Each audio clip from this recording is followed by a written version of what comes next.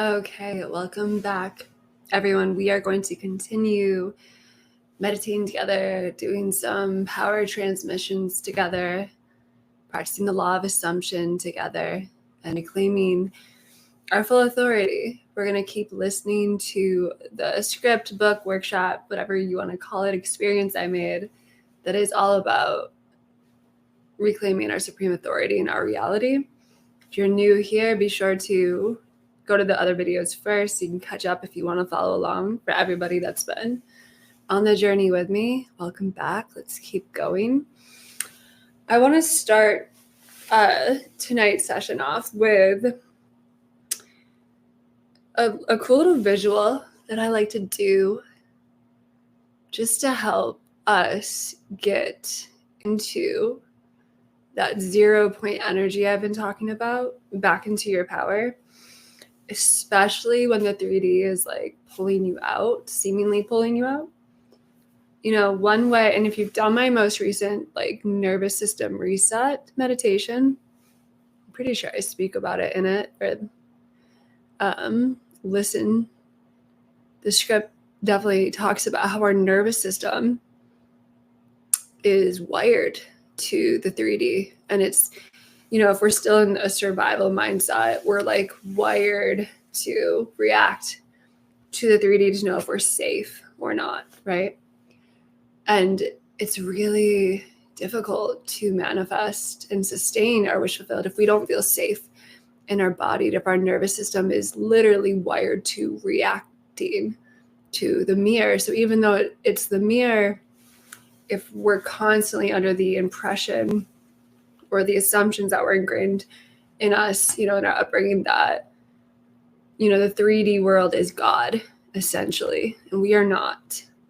If we are wired to believe that this is not the effect, this is the cause, and we're the effect, we're completely turning the tables. We're rewiring our nervous system to redefine, reveal the truth that you actually are the operant power, to be still and know that you are God. Your awareness of being is God, goddess, however you want to phrase it. And it's actually your states that create. And circumstances, no matter what they're reflecting, they don't matter in the sense that it's a past reflection. The only thing that matters is how you respond to it and what you believe to be true about it, right? And so if our nervous system is like locked on to the 3D as God, as this tells me who I am and what's going on, we're still in that reversal. Okay, well then things can seem incredibly frightening because technically too, if we know the truth that this is all moving backwards, right? We're like walking through the world backwards. The 3D is always reflecting past assumptions, past beliefs. We're walking through it backwards. Well then, yeah, life is going to feel incredibly terrifying, right? If it's constantly showing us things that are ready to be let go of, things that we're ready to revise, to replace, especially when we're digging into, okay, I'm the operant power, I'm the soul creator. So every belief that's like, this is the authority, this is the law, this is what you have to do for money, for love, for sex, this is what you have to be to survive, right? All that starts to come up, and then our nervous systems are like, this is not safe.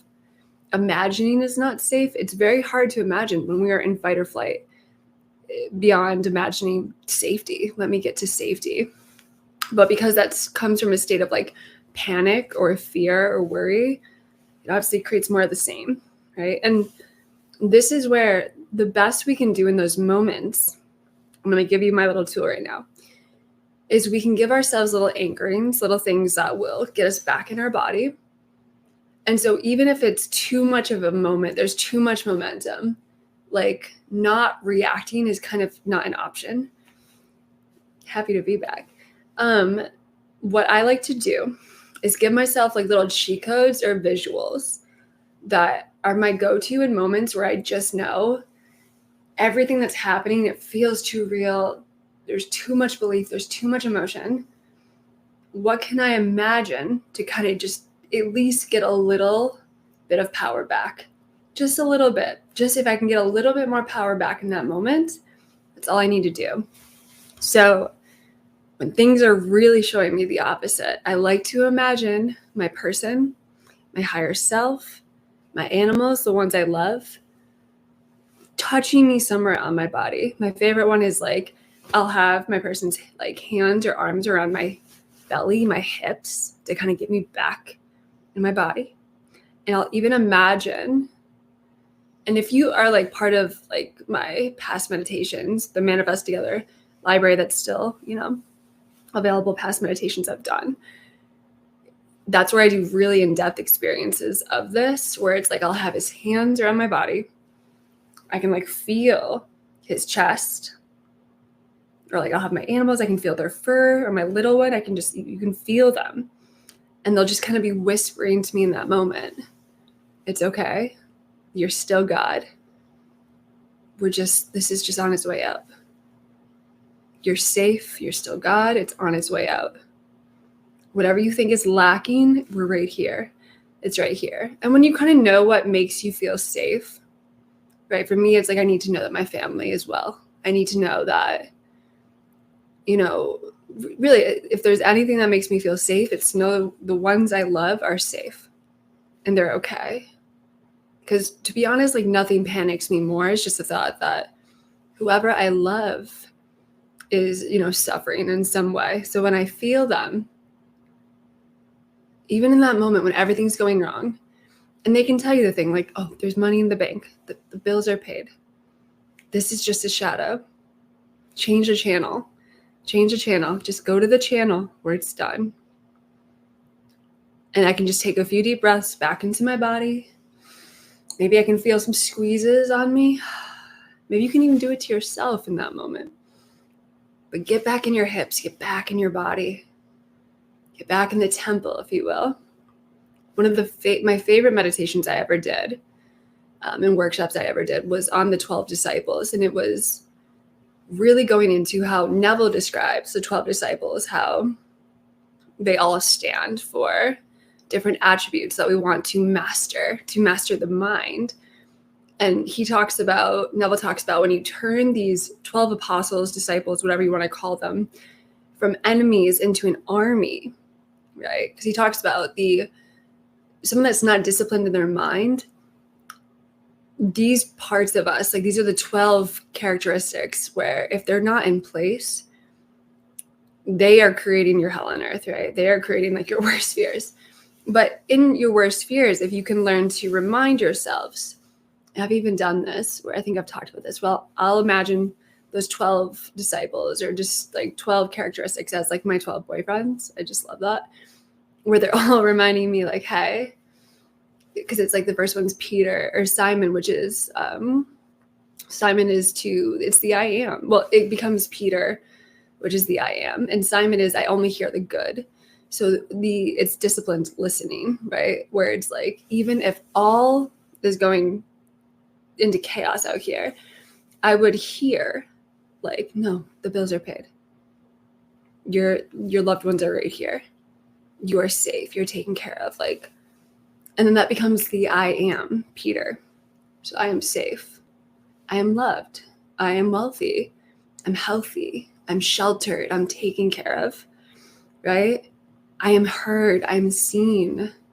I'm nourished. I'm celebrated. I'm recognized. I am guided, right? It becomes the I am. And then I think it goes, I actually kind of do have them memorized, right? That it's like Andrew is courage. Bartholomew, I believe, well, there's Philip, which is turning the formless into form. There's Bartholomew, oh God, what is Bartholomew? Which is imagination, I'm pretty sure. It's like a perfect divine imagination where even in the worst, instead of your imagination focusing on like trying to escape from the worst, you can in that moment use your imagination to be like, my loved ones are right here. And then a cat arrives, right? And then like, because it's Andrew courage, Bartholomew, right? Divine imagination, awakened imagination. Thomas is the doubter, where it's like, I doubt this doubt. I always imagine Thomas is like such a sassy, like, I doubt that's not happening, right? If we've imagined it, and you are God, then I doubt it's not happening. There's so John, and there's two are connected. John and the other one words. Again, I know this more from a Neville perspective, awakened imagination, where it's the turn the beauty into ashes, which is the one I think I've struggled with the most, especially if I have a strong sense of justice, right? Especially coming from a life where I've never received justice. Up until recently, it's an old reality. But with that one, it's like, it's everyone is you pushed out, and understanding that everyone is just acting from your foundation of consciousness. So if you start to chain your sense of consciousness that everyone betrays me, everyone hurts me, which is obviously my old deal, into others now represent to me that I'm loved. Others are now deeply loyal to my wish fulfilled. Others are now kind, compassionate.